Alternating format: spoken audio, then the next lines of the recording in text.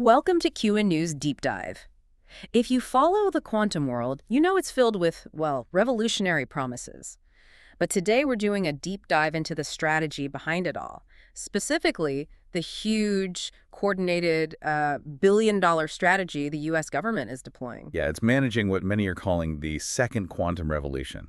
We're looking behind the curtain at the actual government infrastructure making this happen. Exactly. It's not just random science labs doing their own thing. Yeah. This is focused, it's sustained, it's a national effort trying to harness this convergence of, quantum mechanics and information theory. And the goal is transformative new capabilities. Things like computing, sensing, networking. It's potentially game-changing stuff. So our mission today is to give you that shortcut to understanding the strategy. We're pulling out the key findings, the main goals from the National Quantum Initiative Supplement to the President's FY 2025 budget that came out December 2024. And you really have to start with the budget numbers. It's kind of the headline here. Since the National Quantum Initiative Act, the NQI, kicked things off back in FY 2019, federal R&D investment in quantum information science, or QIS, has just exploded. It started around $456 million in FY 2019. That's right. Then it peaked at over $1 billion, $1.041 billion in FY 2022. And the request for FY 2025, it's holding strong at $998 million, nearly $1 billion again. That's serious money, sustained money. And it's all coordinated, right? Through bodies like the National Science and Technology Council, OSTP, the Subcommittee on Quantum Information Science. Exactly. These committees, these coordinating bodies are crucial. They're trying to make sure this huge investment is steered effectively, that efforts aren't duplicated, and that, frankly, the U.S. stays ahead. It's about intentional, high-level coordination. Okay, so how do they manage that? How do you track nearly $1 billion going into something as diverse as quantum? Well, they have a framework for that. The Office of Management and Budget, OMB, uses 5 categories. They call them the NQI Program Component Areas, or PCAs, is how they track every dollar. And honestly, it's a helpful way for us to understand the different facets of QIS, too. Right, it breaks it down. So what are these 5 areas? Okay, let's maybe group them a bit. You've got the areas focused on, let's say, the core information infrastructure and security. That sounds like quantum computing, right? QCOMP. Precisely. QCOMP is all about building the machines, developing the qubits, the quantum bits, writing the software, the algorithms, even figuring out hybrid systems, linking quantum processors with classical supercomputers. And if you have computers, you need to connect them. Which brings us to quantum networking, QNet. Yeah. This is about creating and distributing entanglement, those weird quantum links over distances. Think of it like building the quantum internet, secure connections between quantum computers, new types of communication. Okay, so that's the hardware and the network side. What else is there? Then you have the areas more focused on precision and foundational knowledge. Like sensing. Exactly. Quantum sensing and metrology, QSENS. This is where you use quantum effects, maybe entanglement, maybe controlling individual atoms for incredibly precise measurements. Think next-gen atomic clocks or sensors that could detect tiny gravitational changes, really pushing the limits of measurement. And using quantum to discover other science. That's QIS for Advancing Fundamental Science, QADV. It's kind of meta. You're using quantum devices or quantum theory itself as a tool, like a new kind of microscope, to unlock secrets in other fields. Biology, chemistry, material science, even cosmology, using quantum to push the boundaries of other sciences. Interesting. So that's 4. What's the last one? The 5th is quantum technology, QT. This is more about the practical side, the enabling tech, and also, crucially, risk mitigation. Okay, so what falls under QT? Things like developing the supporting technologies. Everyone needs specialized cryogenics to keep things super cold, advanced manufacturing techniques for these delicate devices. And a really big one here is post-quantum cryptography, PQC. Protecting us from future quantum computers. Exactly. Designing encryption that can resist attacks from the powerful quantum computers we expect to see down the line. So QT is about making it real and keeping us safe. And the budget data shows, steady, significant investment across all 5 of these areas since 2019. That sustained investment must be leading to some real progress. Let's get into the breakthroughs, the concrete achievements, the aha moments maybe. Where should we start? NIST. NIST is a great place to start, the National Institute of Standards and Technology.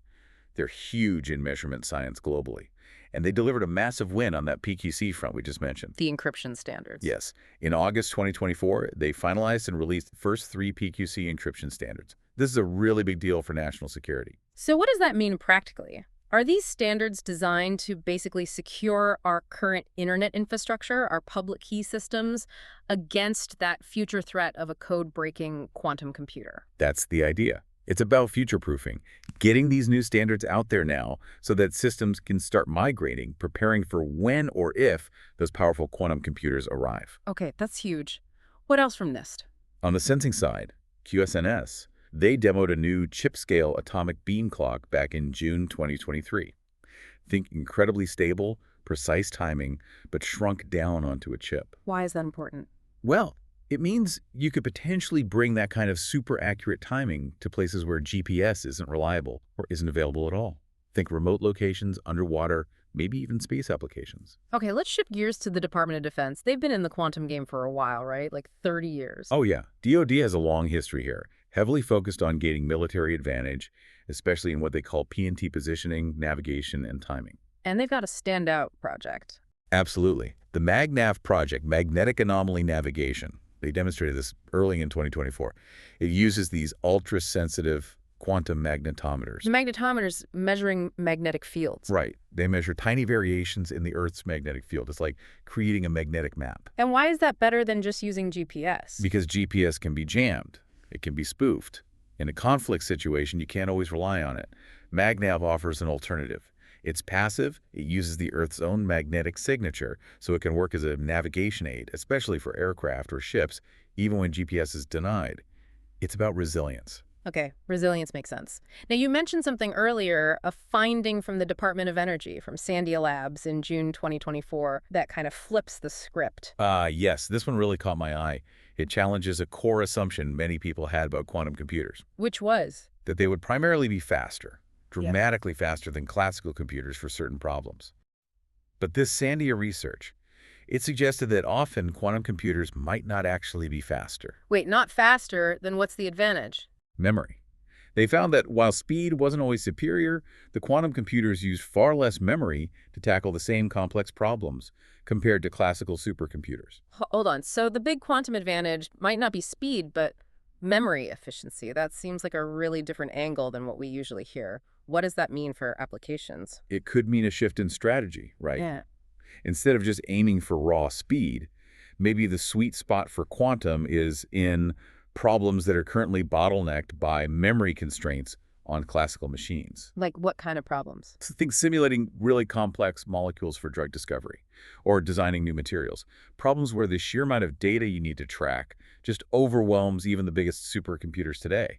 Quantum might offer a path forward there because it handles information fundamentally differently, more compactly. It changes where you look for the quantum edge. That is a fascinating twist. Okay, one more agency highlight, NASA. They're doing quantum in space. They are. With the Cold Atom Lab, CAL, on the International Space Station, and its successor, Beckle. Cold atoms in space. Yeah, they cool atoms down to near absolute zero. And CAL demonstrated the first quantum sensor based on atom interferometry operating in space. Why do that in space? What's the benefit? Microgravity. Without gravity constantly pulling the atoms down, you can observe them for longer, manipulate them more precisely. They found these sensors could be orders of magnitude more sensitive in space than on Earth. Wow. So much more precise measurements for fundamental physics, potentially. Exactly. Opening up new ways to test physics theories, probe gravity, really fundamental science enabled by that unique space environment. Okay, so we have these incredible breakthroughs, PQC standards rolling out, new navigation backups like MagNav, this surprising insight about memory efficiency, super sensitive space sensors. These are the results of the funding. But it also brings up a huge question. Who's going to do all this work? The workforce, right. Absolutely critical. And that brings us to the policy side, the pillars of the National Strategic Overview for QIS. Pillar 2 is all about creating a quantum-smart workforce. And is there a problem there? There is. The documents are clear. The demand for skilled technical talent in QIS is just way ahead of the supply right now. And the workforce isn't really representative of the U.S. population as a whole. There are diversity and inclusion challenges. So what's being done? How is the government trying to build that workforce pipeline and make it more accessible? Well, there are specific programs. Take the National Science Foundation's Expand QIS program. It's specifically designed to grow QIS research capacity beyond the usual big research universities. How does it do that? It's funded 56 projects, over $99 million worth, targeted at diverse institutions.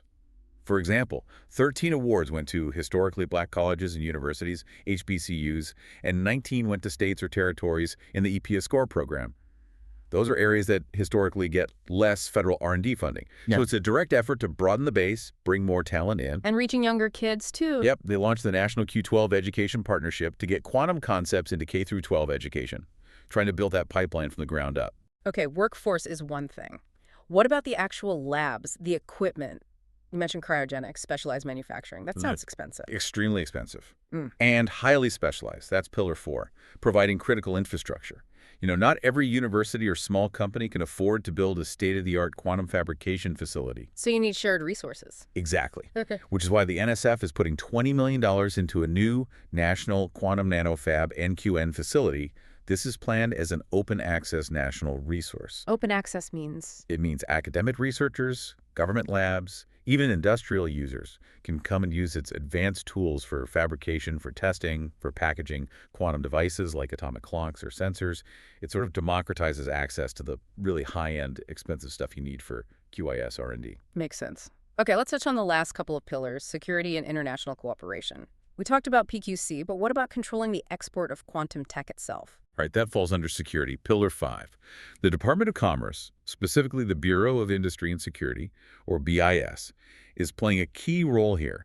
They put out an interim final rule on export controls for certain quantum technologies back in September 2024. So basically deciding what quantum tech can be sold or shared abroad. Pretty much. It's about managing the risks, making sure sensitive technology doesn't fall into the wrong hands, while still allowing for, legitimate trade and collaboration. It's a balancing act. Which leads nicely into Pillar 6, international cooperation. The sources said over half of U.S. QIS papers have international co-authors. That's right. QIS is incredibly global. Progress relies heavily on international collaboration. So fostering secure, trusted partnerships is vital. And how are they facilitating that? One concrete example is the launch of the Entanglement Exchange Portal. It's basically a website highlighting opportunities for students and researchers, scholarships, fellowships, research visits between the U.S. partner countries. They've got agreements with over a dozen like-minded nations. It's about building that trusted global quantum community. This has been a really thorough dive into the strategy. I think the key takeaway for you, listening, is that the National Quantum Initiative isn't just... Which brings up a really interesting question for the future, doesn't it? The NQI Act itself calls for a review, an updated strategic plan after 5 years. So thinking about the next 5 years, what should be the most important measure of success for this massive billion-dollar-a-year effort? Is it just about keeping the funding high and stable? Is it about publishing more groundbreaking papers, pushing the frontiers of fundamental science? Or is the ultimate goal, the key metric, achieving that first truly undeniable utility-scale quantum advantage on a real-world problem, something that really proves the practical value? Yeah, what defines winning in this next phase of the quantum race? Something to think about. Thank you for watching today. This was Q News Deep Dive.